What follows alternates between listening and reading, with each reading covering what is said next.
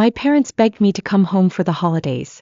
After a 5-hour flight, they left me to DOGSIT while they went on a luxury vacation without me. I didn't argue. I just smiled. But when they came back and saw this, they started screaming. Let's rewind. It was early December when I got the first text. You coming home this year? Followed by, it would mean a lot to your dad and me. And then the one that got me, the holidays aren't the same without you. I stared at that one for a long time. It was the kind of message I'd wanted to receive for years. A sentence I'd rehearsed hearing in my head so many times that when it actually showed up in my inbox, I didn't even question it. I smiled. Work had been brutal. My team was understaffed. My sleep schedule had morphed into a series of naps taken between Zoom meetings. But I told myself, they asked for you. They miss you. And so, I did the thing I rarely do. I took time off. It took a solid week of negotiating with my manager, shifting deadlines and promising I'd check in just in case. But I cleared 5 whole days. I bought a flight. I even packed a few small gifts. I thought maybe we'd play board games, make fun of cheesy holiday movies, actually talk. The flight was long and uncomfortable. My seatmate ate something that smelled like feet dipped in hot cheese. But I didn't care. I was buzzing with the kind of stupid hope that doesn't die easy. The kind that survives years of being ignored and still shows up with a bow on its head. I stepped out of the Uber with a smile on my face and my suitcase in hand. That's when I saw the trunk of my dad's car open and 3 large suitcases being shoved inside. For a second I thought maybe they were going to surprise me. Maybe we were going somewhere together. Maybe this was part of the plan. But then my mom spotted me and waved cheerfully, like I wasn't watching my holiday fantasy melt in real time. There she is, she called. Just in time. I blinked. Just in time for what? The cruise, she said as if it was obvious. We didn't want to leave Bentley alone. She gestured toward the dog who was peeking at me from behind the front door. I thought I'd misheard. You going on a cruise? Just a quick getaway, my dad added, slamming the trunk shut. We've had a stressful year. Josh grinned at me from the passenger seat. You'll be fine here. You love quiet. This is perfect for you. He said it like I was a rice cooker or a robot. Something designed specifically to function in silence. I stood there with my suitcase still in hand as my mom handed me a folded list titled, Bentley's Holiday Routine. It included things like rub his ears clockwise, not counterclockwise, and lavender diffuser on at 8 p.m. I didn't say a word. I just nodded and smiled the way I always do when I'm trying not to shatter. They hugged me briefly, already distracted. My mom reminded me not to let Bentley eat cheese. My dad asked if I could pick up a delivery that was scheduled for Wednesday. Then they got in the car and drove away. No one asked how my flight was. No one invited me to come with them. No one even asked if I'd eaten. And just like that, I was alone in a house I pay for with a dog I technically adopted but haven't lived with in years, because my little brother wanted him and I couldn't say no. I locked the door. Bentley padded over and sat at my feet, tail wagging uncertainly. Hi, buddy, I whispered, kneeling to pet him. He smelled like old blankets and wet socks. His fur was rough and he looked thinner than I remembered. His water bowl was empty. His nails were too long. And something inside me twisted. I filled his water. Took out the food they'd left. Sat down on the couch and stared at the flickering Christmas lights like they might start rearranging themselves into an apology. But nothing happened. The house stayed silent. The heat clicked on. Bentley curled into a ball. I'd been so sure this year would be different. That maybe they were finally ready to see me, not just as the person who sends money when the car breaks down or the kitchen remodel runs over budget, but as their daughter. Their sister. I was wrong. I felt ridiculous for ever believing it. Forever thinking that if I worked hard enough or became successful enough or made myself useful enough, they'd eventually see me as someone worth staying home for. Instead, they saw me as a convenient solution. Free dog care and built-in house security. Their own little robot arriving right on time. I tried to shake it off. I'd spent my whole life doing that. Making excuses for them. Telling myself it wasn't personal, that I just wasn't easy to love, that maybe if I changed a little more. I rubbed my temples and tried not to cry. The air smelled like cinnamon and candle wax. I was surrounded by decorations I didn't put up, in a house they didn't thank me for paying off, babysitting a dog they stopped caring for the second the novelty wore off. And the worst part? I still wanted them to call me. I still wanted them to turn the car around and say, We're sorry. We didn't realize. We love you. Please come with us. But they wouldn't. They never did. Bentley let out a soft sigh in his sleep. I stared at him for a long moment, then walked to the kitchen and opened my laptop. I didn't know what I was looking for. Not really. But I knew one thing. I wasn't going to keep pretending this was normal. Because it wasn't. And maybe, just maybe, I was done waiting for someone else to notice. Bentley curled up next to me on the couch, pressing his weight against my leg like he thought it might help anchor me to something. His fur was matted in patches and he smelled like old shoes and sadness, but I didn't mind. He was the only one who hadn't left. I kept staring at the empty living room like I was still waiting for someone to pop out and yell, "Surprise! We didn't actually abandon you. We were just kidding. We do love you." No one did. I don't know why it hit so hard. Maybe because I'd convinced myself I mattered more than I did. That if I just kept giving, eventually they'd see me as more than the girl who paid for things. Maybe as someone they wanted around. I always thought if I could just fix whatever was wrong with me, they'd let me in. That's what I assumed growing up. That there must be something broken about me. Some missing piece that made people shrug instead of hug. I was the weird one. The quiet one. The girl who preferred math puzzles to makeup. Who color-coded her books and made Excel spreadsheets for fun. I remember my mom once saying, half joking, "You weren't the easiest child to bond with." I was 10. When my brothers teased me, everyone said it was just their way of showing love. When I cried, they told me I was too sensitive. So I stopped crying. That didn't help either. I remembered one birthday, I think I was 8, when they threw me a party. I was so excited. My brothers even said they'd invited the neighbor kids. I wore my best dress and brought out cupcakes I made myself. But when I got to the yard, there were no people. Just a piece of paper taped to the fence, covered in numbers and math problems. "Your kind of party," Josh had laughed. Then they all ran off to the real party at someone else's house. I sat on the porch steps for hours. I even solved the equations. I thought maybe that was the key, maybe if I solved them all they'd come back. They didn't. By high school I thought I could blend in better. I tried to laugh at the right times. I borrowed clothes from Mandy, even though they didn't feel like mine. I joined clubs I didn't care about and practiced smiling in the mirror so my expressions wouldn't look weird. People still called me intense, distant, kind of robotic. Mandy once told me, "You're not unpretty, you just don't know how to act like a real girl." I tried to learn. And still I was the one people forgot to invite. The one who got thank you texts only after Venmo requests. The one who heard over and over, "You're just really hard to get close to." When I got into an Ivy League school, my parents said, "We're proud of you, honey, but just don't let it go to your head." They didn't come to graduation. They said plane tickets were too expensive. I believed them. Until I saw photos from Josh's birthday trip to Cabo the same week. I told myself they just connected more with him. That it wasn't personal. That if I could just be more something, they'd start seeing me. I got my degree. I got the job. I sent money whenever they asked. I paid the mortgage on the house they lived in. I even helped Mandy through her divorce. I thought maybe generosity could substitute for closeness. Maybe if I poured enough into them, I'd eventually fill the gap. But there's no amount of giving that can make people love you if they've decided not to. Sitting on that couch with Bentley snoring into my hip, I finally felt it. Not anger. Not even betrayal. Just a slow, dull realization. I was a placeholder in their lives. Financial plan in human form.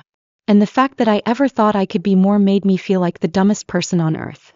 I looked around at the mess they'd left behind. Food on the counters. Dirty dishes. Half-packed boxes. Like they couldn't be bothered to make the place presentable even when I was coming home for the first time in a year.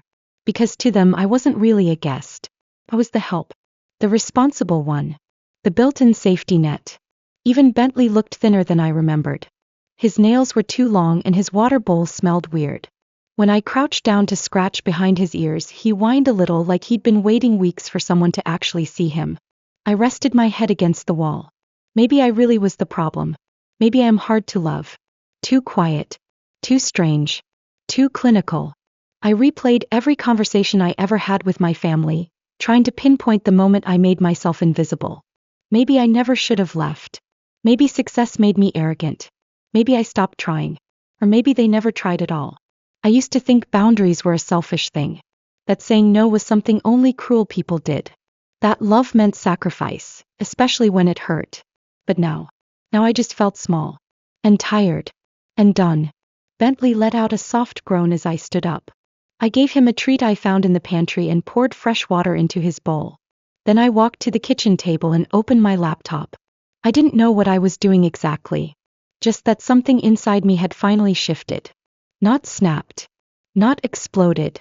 Just shifted. I typed, "What to do if family lives in your house rent-free." I stared at the search results for a long time. I didn't know if I was really going to go through with anything. I didn't feel powerful. I didn't feel clever.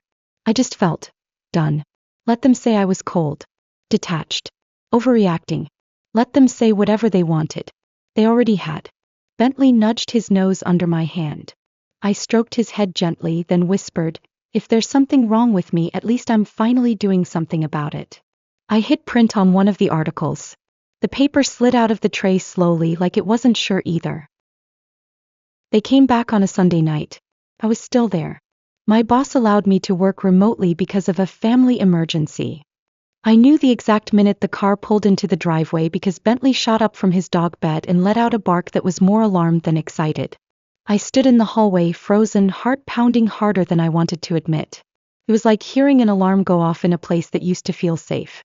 Car doors slammed. Voices. Loud, familiar, careless. "I told you she'd be fine," my mom said, laughing.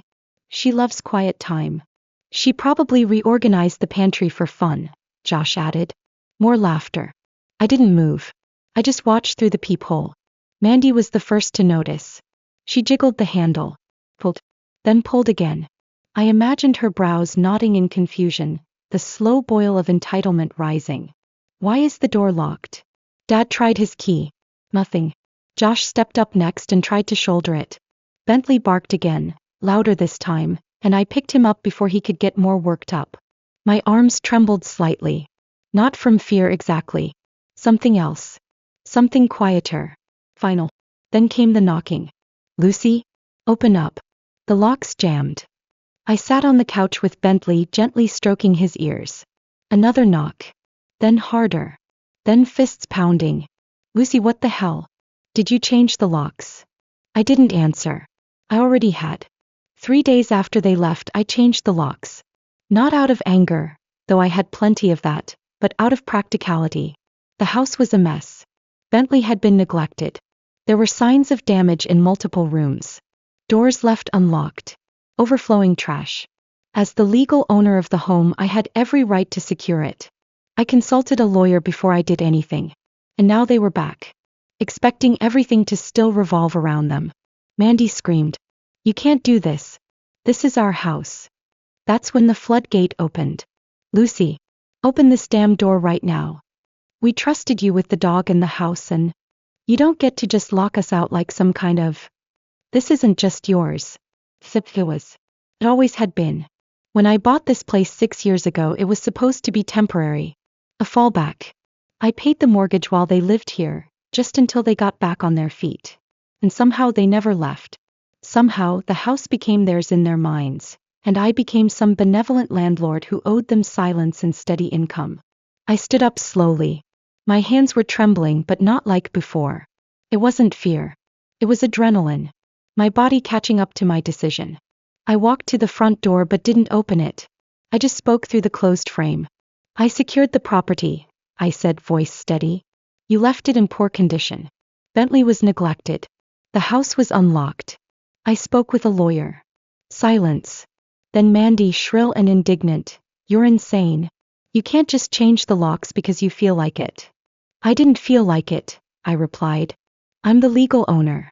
And I did what was necessary to protect my home." Josh started yelling something about suing me.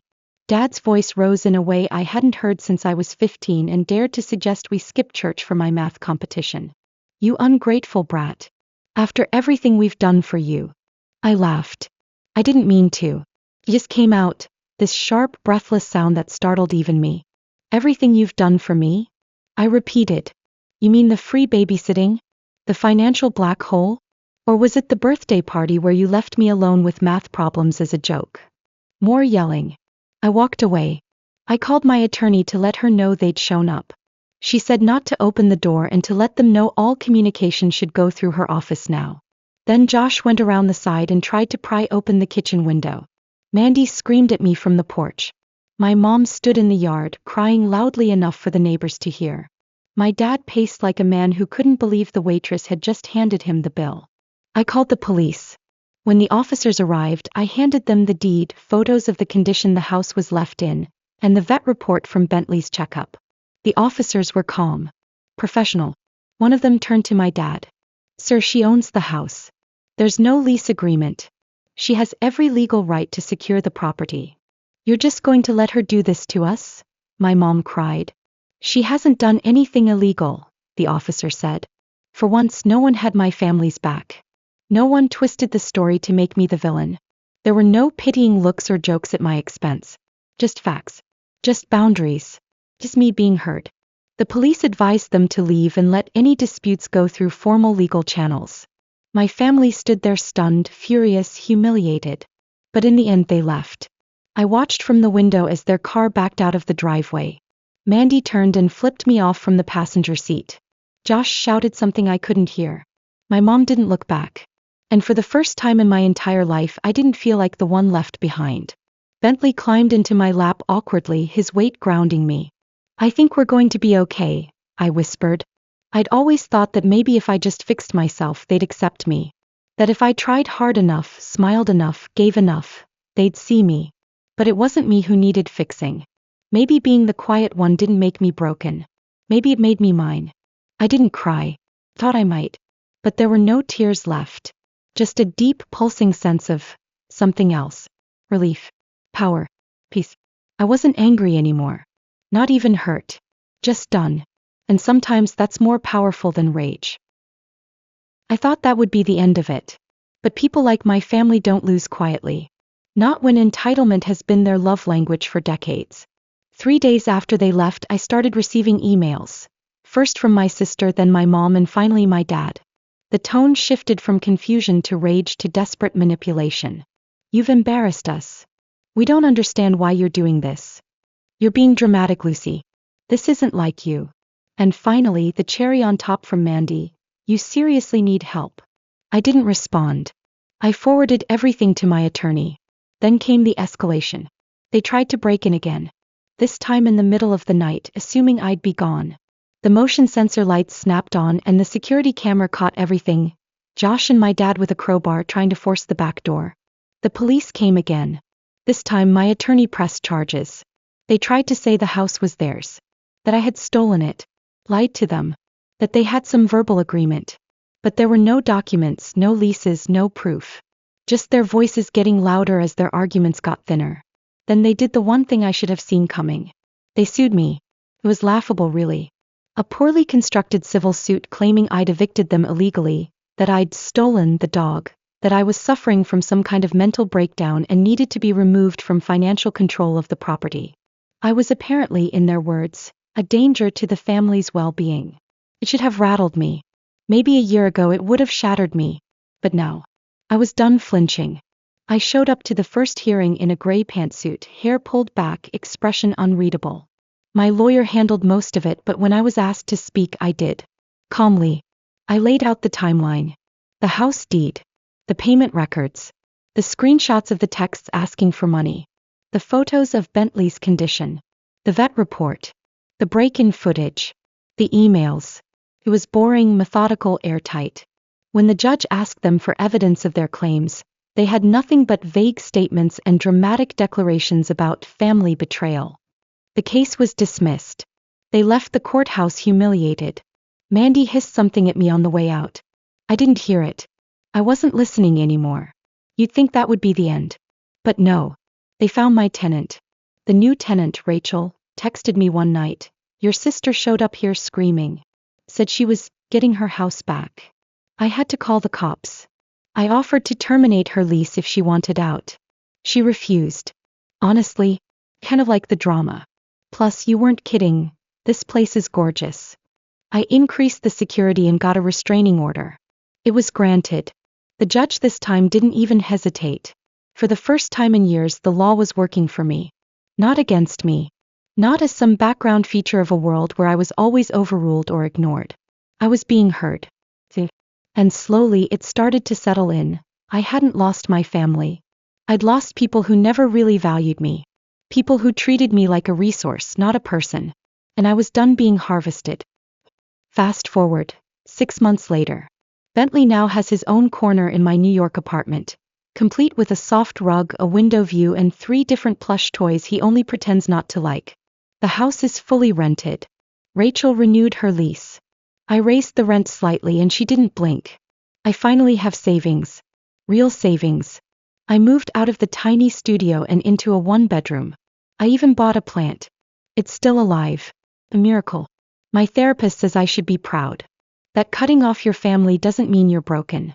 It means you're finally putting your own oxygen mask on first. I told her I felt guilty for feeling so relieved. She smiled and said, "That's called peace." And I met Alex. It wasn't dramatic. Just 2 people who both hated networking events and ended up hiding near the bar, mocking the buzzwords around us. He worked in finance too, different field, same exhaustion. He didn't talk over me. He didn't flinch when I said I liked spreadsheets. He asked what kind of formulas I built for fun and actually listened. When I told him my family thought I was robotic, he laughed and said, "I don't know. I've met robots with less emotional range." It was the first time I laughed, really laughed, in months. We've been seeing each other ever since. No games. No performative chaos. Just ease. The other day he came over while I was setting up Bentley's new orthopedic dog bed. I made some dry comment about being the human equivalent of beige wallpaper. He looked at me, tilted his head and said, "You're not beige. You're titanium. Quiet, strong, and impossible to bend." I didn't cry. Not then. But I did later, alone in the kitchen, as Bentley curled up on the floor like a tired little witness to everything I'd survived. I used to think something was wrong with me. Now I know what was wrong. Letting people treat me like I didn't matter. And I don't do that anymore. So, that's what happened. Some people have told me I went too far. Others said I should have done it years ago. Honestly, I'm still figuring it out. Was I heartless? Or finally setting boundaries? Was this justice? Or just years of silence finally breaking? I don't have all the answers. But I'd love to hear what you think. Did I do the right thing? Did I overreact or not react soon enough? Let me know in the comments. And if you want more stories like this, from people who've had enough and finally did something about it, subscribe.